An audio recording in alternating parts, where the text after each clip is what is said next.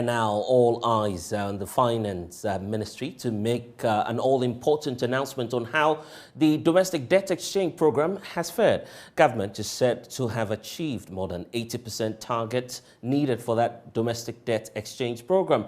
The program is part of the requirements before Ghana can secure an economic bailout of about $3 billion from the International Monetary Fund. Some persons close to the team who worked on the program told Joy News that the target was realized on Friday, the 10th of February 2023. But while we wait for that announcement from the Finance Ministry, there have been a series of activities on the front of Pensioner Bondholders Forum and the Individual Bondholders Forum as well. First, the Pensioner Bondholders Forum continued their picketing at the Finance Ministry, pressing home their demand and asking the ministry to exempt them from the domestic debt exchange program. Well, my colleague James Kwesi was there earlier today, and here's what we found out.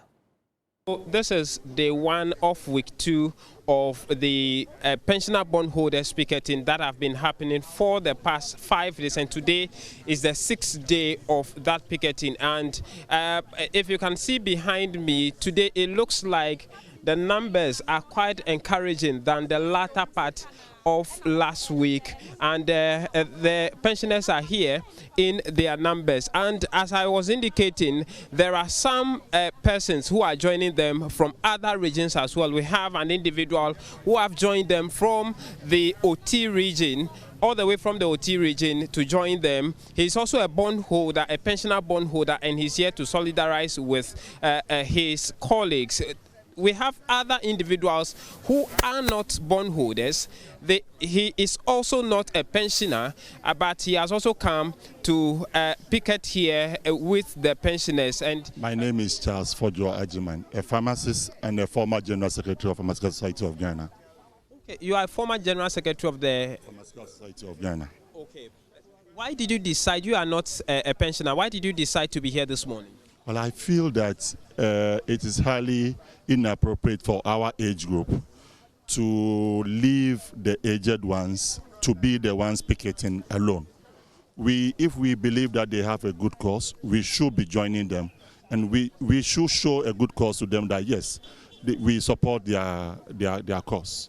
And I believe that, and as a matter of principle, I don't think that as a nation we should let the aged who have carefully planned their pension to depend on their pension returns to be the ones whose money will be used. We should not allow the pensioners whose money they are carefully planning to take care of their medication and their food in their pensions, for their money to be used to save the country in these times. There are so many options that we can use. So I think that it will be highly unacceptable for us to see them, even one of them lose their life or not be able to feed because they could not have access to their planned investment. So it will be a taboo. It will be a taboo in the entire nation, and I call on CSOs, the media, the clergy, the imams, and everybody. We should rally and say, this is not the money that we need to save our country at this time. Right. So joining us here is the former pro-VC of the University of Ghana. Government is selling something and you buy it, you are safe. Even though, based on my own, if you like, personal knowledge, because I was aware of the Greek crisis when basically they went through something similar. So at the back of my mind, I knew that it was possible for government to default. So government bonds, if you like, are not risk-free. They are not 100% risk-free, but they have very reduced risks. So that's why I got in. So you got in, and less than 2 years, this is what is happening. Are you so, this is where we are. Are you so surprised? In one sense, I'm surprised. In another sense, I'm not surprised. I'm surprised in the sense that as a nation, we've gone along a certain path so consistently, and it has brought us to this stage. That surprises me. But I'm not surprised, because when these things were happening, when the borrowing was happening, people spoke about it. Not necessarily politicians, but generally spoke about it. People, professionals, spoke about it, that, look, this borrowing is going to be problematic. It's going to be problematic. And we didn't listen. So I'm not surprised. If you borrow beyond your means, this is a basic economic principle. I have a family, so I run a family economy. If I borrow beyond my means, I'm putting my family in debt. Okay? As a personal philosophy, I will not borrow money unless I know that within the lifetime of the loan, I know which money I'm going to use to service the loan. I'm not going to borrow in the hope that some miracle will happen so I can pay the loan. No, that's not how I've operated. So in my lifetime, I can count the number of times my wife and I have taken loans, sparingly. So isn't that the same principle at the national level? It's the same principle. It's the same principle at the national level. So when we are borrowing, we should be careful, because some of the monies we've borrowed now will not be due for payment till 10, 20 years from now. So the question is, are we learning any lesson from this as a people? I mean, I can think of the typical case of our colleague, Dr. Quay, the doctor who has health challenges and has to go for dialysis. This morning he was on the Joy program. And why should it be that an 81-year-old medical doctor who has saved lives in this country, even if he was in private practice, the people he saved were Ghanaians? He has committed his life. I'm sure that if he came out of medical school at the age of 27 or even 30, he said he retired about 2 years ago. Calculate how many years he spent working in this country. People come out, our young doctors come out of Kolebu, and most of them leave once they finish their house job and work for a year or two. They leave. And it's been said, and I'm sure the statistics is there for us to check, that there are more doctors in New York City in the US than in the whole of Ghana. And these are Ghanaian doctors trained with Ghana's money. This man chose to work in this country, sacrificed his life for this country. He invested because he didn't want to be a burden on anyone. And he has health challenges now. Why should we as a country get to the stage where an elderly man like him has to tell the whole world his health challenges? That's not right. That's not fair. That's not righteous. That's not kind for a country to do. It's abominable. It's an abomination. So you are asking me about my personal finances. So right now, the whole world will know that, oh, yeah, Professor Sam, he has some money in bonds. Why should it come to that? James, why should it come to the point where my private financial matters, now I have to talk about them in public? But I'm doing this for the sake of this country. I'm doing this so that my children and my children's children after them don't have to do this. The government, if you ask me, the government is abusing our trusts. And that shouldn't happen. Now, in 1982, 83, I'm sure you've read it somewhere. when the 31st December revolution came and people lost their monies. I'm sure you've heard about that.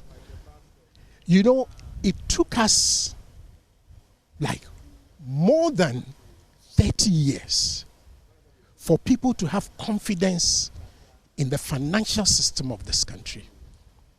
Now, anybody can tell me that I'm lying, but that's the fact.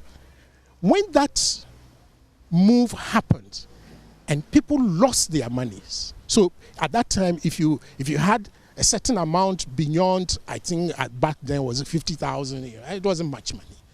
You lost it. I know somebody who said, as for me, because of that, I am never investing liquid money in this country. So this person has a way of either investing in real estate or landed properties, because this individual said that, look, I can't trust any government of this country. What is happening now,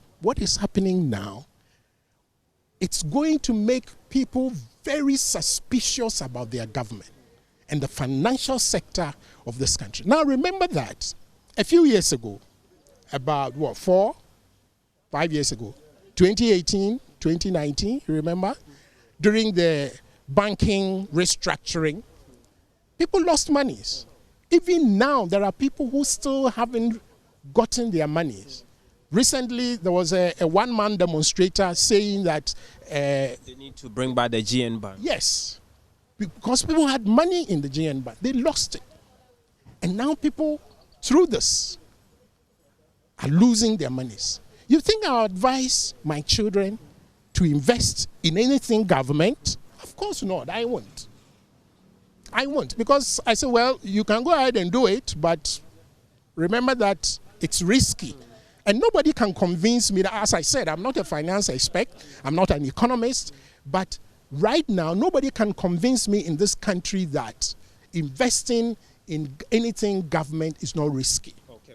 What's your final message to the government? My simple request to the government is that leave the pensioner bondholders alone, because these people have paid their dues.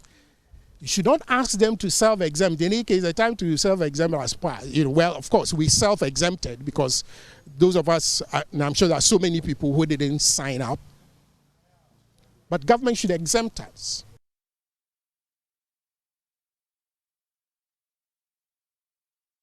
Also, that's the demand. But we also understand that the Individual Bondholders Forum today petitioned the Inspector General of Police of their intention to embark on a demonstration. Also, it's time now to expand that conversation and try and look at what exactly is going on, given the fact that we're also awaiting that announcement from government. Joining us in studio is Dr.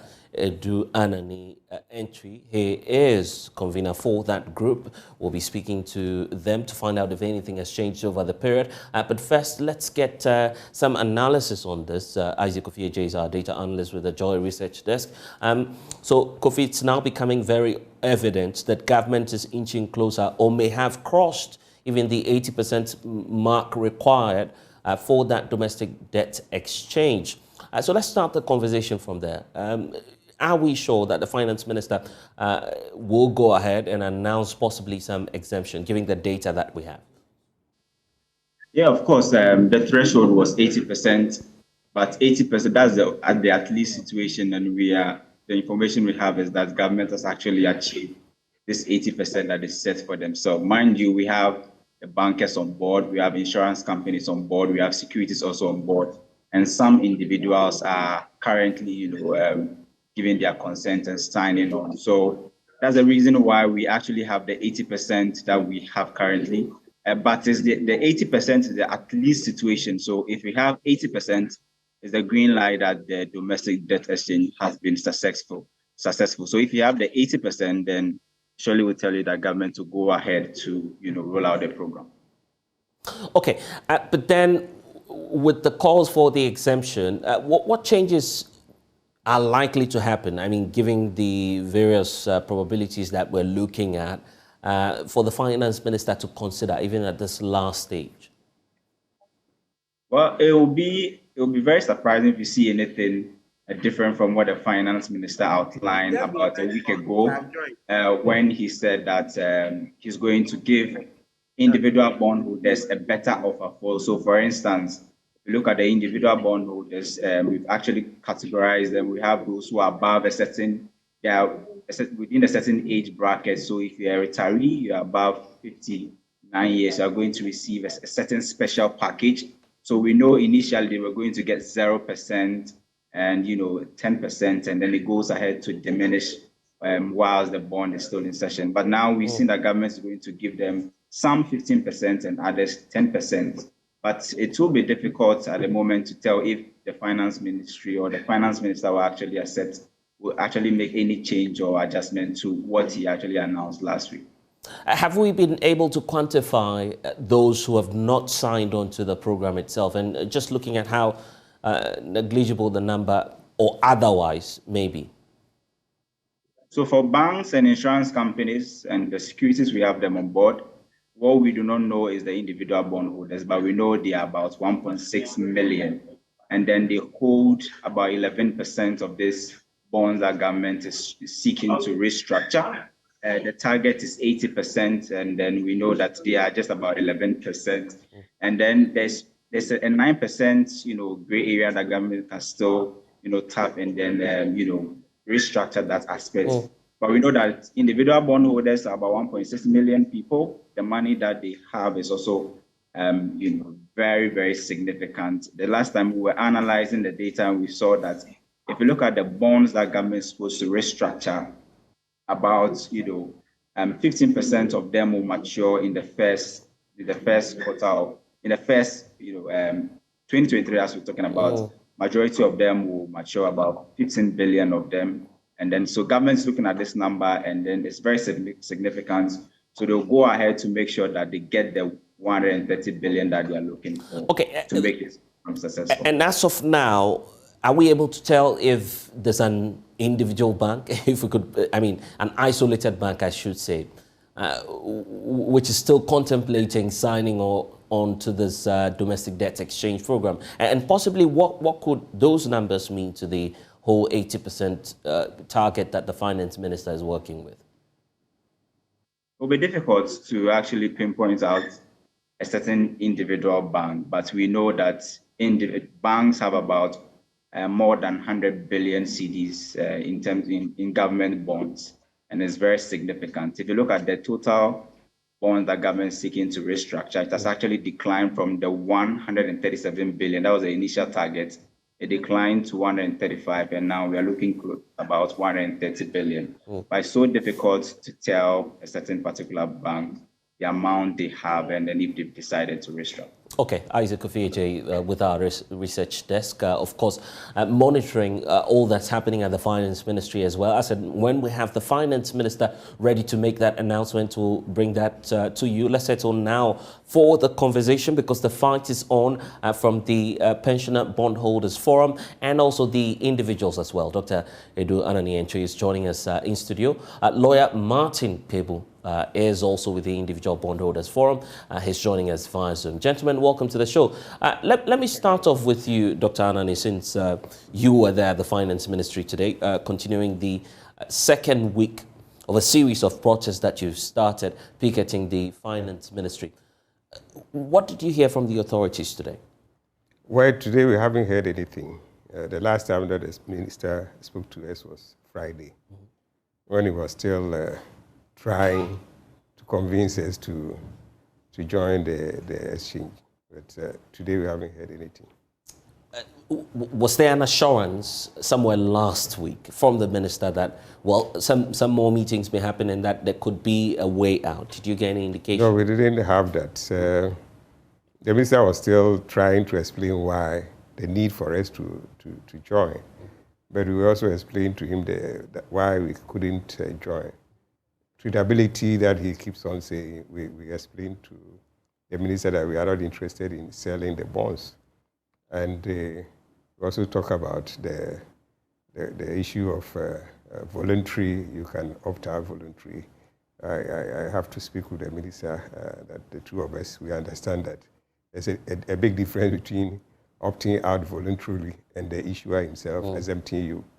So we demonstrated that and said, well, we will still want you to look at it and exempt us.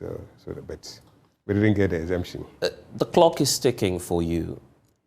What are the likely options that you're considering now? Well, now, as at Friday, 4 o'clock, when the invitation period ended, we had not tendered in our bonds, and therefore it means we have opted out.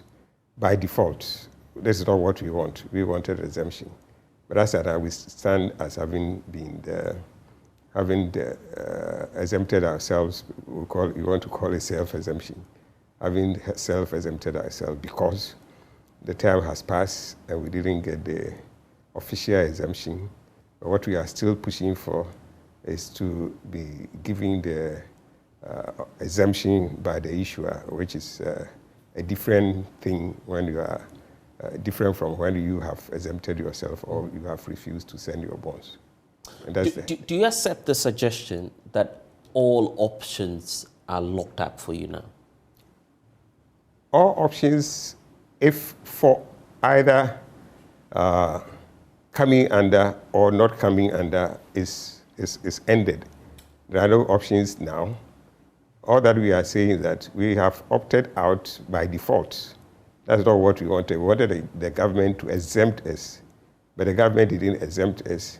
And so we have to refuse to submit our bonds for the exchange and keep on fighting for an exemption from the issuer, which, as I said, we'll have time to explain, which is different from you yourself staying out of the exchange. And I heard you talk about that in the afternoon. We'll get into the details of it because there's also another leg to this. While you were doing the picketing at the Finance Ministry, we also understand that the individual bondholders are equally asking the Inspector General of Police to do something about this because they may hit the streets. So let's speak to lawyer Martin Kpebu. Counsel, thank you for joining us. You've heard from the pensioner bondholders.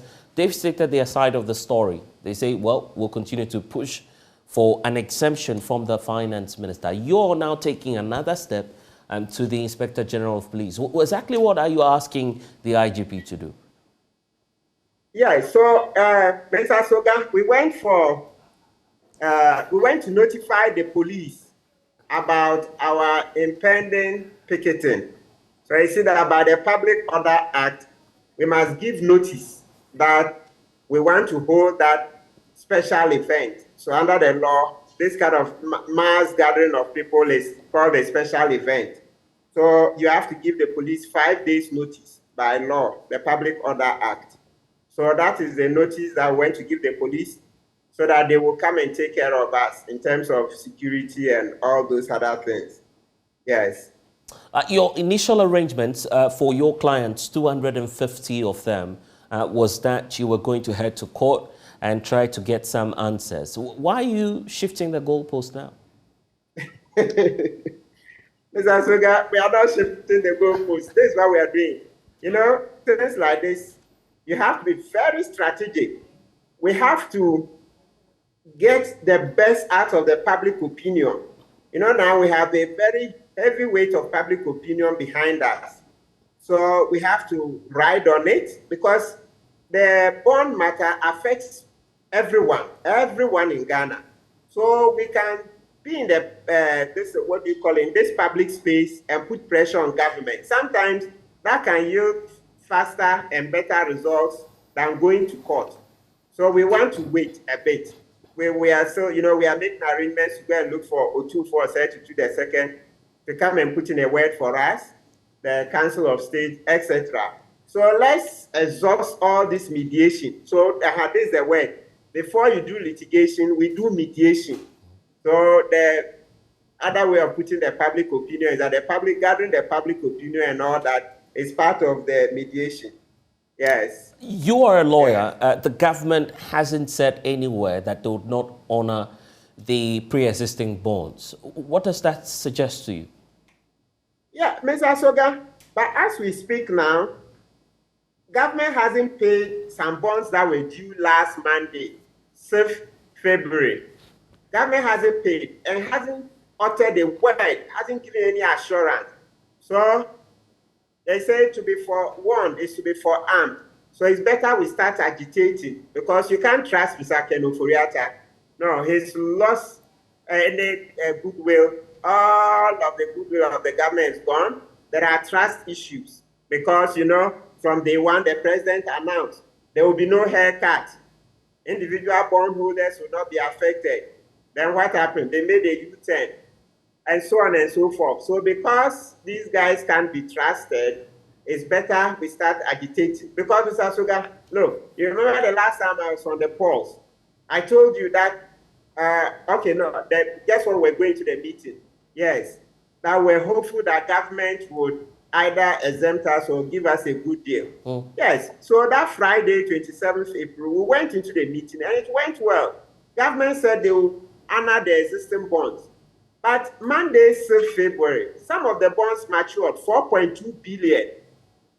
Not all of it belongs to individual bondholders. It's for all bondholders, banks, insurance company, etc.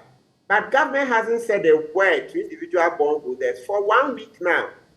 You say. So yeah, but I recall you coming out of that meeting and stating categorically that the finance minister promised to exempt individual bondholders. He's not made any official statement since, well, at least he's giving us some suggestion on what may happen. But as to the fate of individual bondholders, he's not spoken. Don't you have some little faith left that indeed the finance minister will honor the promise, the very promise you said he made to you, the fact that he was going to exempt individual bondholders? Mr. Soga, the finance minister has thrown the government's promise into doubt because, like I told you, on Monday, 6th February, 4.2 billion of the bonds matured. The finance minister hasn't said a word to us. All he needed to do was issue a one-liner or two-liner. Oh, maybe technical challenges we will pay by Monday or Tuesday, 14th February or something, because some have speculated that it's because the domestic debt exchange program is ongoing. So he needs time to be able to sort out those who are on board, those who are not on board. But we can't hold brief for him. The finance minister has lots of people working for him. Even Clocksack has complained that there are too many party apparatchiki there. What I'm saying is that he has so many hands that can issue a statement on his behalf. Why has the finance minister not issued a statement to tell us when the 6th February bonds will be paid? Mr. Soga, that is the question on the table. On 6th February, 4.2 billion were due.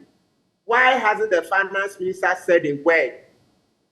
Okay, we'll talk about your protest shortly, but that is where I want to bring in Dr. Anani, because you've been trying to draw the distinction between the exemption by default and the exemption from the issuer. Having, worked in the securities industry, you say that there's a difference. Yes, a very big difference. And I've tried to explain to people. Okay. Unfortunately, some people are just saying things that they don't understand. For people to say, well, you can opt out because it's voluntary. Yes. And once you opt out, you have been exempted. You don't understand. Exemption, if it comes from the issuer definitely will be telling you that I owe you so much. But for this amount that I owe you, I am capable of handling it. Right. In other words, I can honor. I can do as it is from day one up to now and until maturity. Right. So yours is not impaired. I will not restructure those debts. So go and sleep. Don't be thinking about it. I will not restructure it. Exemption. For the other bonds, I may not be able to pay. And therefore, I'm inviting you to bring the old bonds and take new ones. I can pay under the new ones, but I can't pay under the old ones because my income flow and everything is impaired. So everybody should come on board. If you decide not to come, you are still holding the bonds that the government has said it might not be able to pay. Those who have been exempted are holding bonds that government has said, I don't have a challenge with this, so stay, don't come. That is the first level of difference. Right. The second, if, for example, the government has defaulted, let's see both sides. The people who were exempted would go to the issuer and say, wait a minute, you told us that as for these bonds, it is free of all encumbrances. Right. You could handle it, so we should go and sleep. Why is it that today you are not going to pay? Put pressure on the person to what? To pay, because he has assured you that go and sleep, I'm not restructuring those debts. Right. Those who are supposed to be restructured and you decided not to come under, if you go, what the issuer will then tell you that, well, I'm trying to find you the money, but it's difficult. Mm. And that is why I told you I was restructuring it, so bring it. And you decided not to bring. So I said that at that time, that bond, I'll call it, I told you so bond. Basically, the issuer said that, I told you so. I told you I may not be able to pay. That is why I asked you to bring it. You see the difference again? Right. Those exempted and those who just said they will not come. The third level that will make the distinction clear again, when the government has few CDs to go around to pay all people, mind you, those exempted would have their old bonds being held. Those who decided not to come under the exchange themselves, which we call self-exemption voluntarily, would also be having the old bonds held. Now, government doesn't have the money to go around.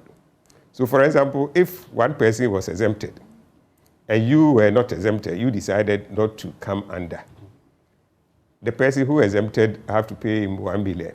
You who decided not to come under the program have to pay you 1 million. And the government has only 1 million. That 1 million must be paid to one person. The government is going to pay the person it has exempted, right, not the person he hasn't. He will pay all of you. But if at that time he has only 1 million to pay, everything, the priority will go to the person he has exempted. Right. And so that's why you've been people who don't understand. This is a securities, and not even everybody working in the securities industry would understand unless you are able to do the analysis, analyze things. So that person will now have a priority over the people who decided to. So you can go out confidently to say indeed. So I want the bond holders, the individual pensioners who are holding bonds to belong to the issuer exempted bonds and not self-exempted bonds. So this is the clear the meaning. Okay, so let's look at the next phase. We need to be wrapping up, but let me start off with you, Martin Pebu, and just as we conclude on the conversation, what's next for you? How many people are going to be on the streets, and for how long do you intend to do this? Are you doing this together with the pensioner bond holders? Well, at a point, we will be joining the pensioner bond holders. This is how it will work out. We will be picketing at the Independence Square, and then part of our leadership will be allowed to come to the ministry and join the pensioners, and also to present our petition to the finance minister. So there will be that point where we'll join them. Yes, and also, overall, we'll be combining forces because they are picketing, and we're also picketing. So this put together will be sending a message to government to set up. And so government has to pay us. Okay. Because as we stated, everybody agrees government can pay us without Ghana collapsing. And indeed, we need individuals to be paid so that people can survive. You don't have a country if you don't have citizens. Is that okay? You don't have a country if you don't have citizens. And so if, something that... And if that doesn't work, what are we to expect? Yeah, so the picketing will continue. And also we need to warn that Mr. Soga, the president was in opposition. He said hard economic times can bring an Arab Spring to Ghana. Yes, when he was in opposition, he said that the certain president at the time had to take care because once citizens were suffering, it created rife conditions for an Arab Spring. So we are reminding the president that what they are doing now is also creating very rife conditions for an Arab Spring. So he should take care. But I guess that's not what we are praying for as a nation. So Yeah. would hope for the best, I guess. And we'll see you definitely in 5 days when that time is up. Lawyer Martin People, we're so grateful for your time. And for you, as we wrap up, Doc, what will be your message?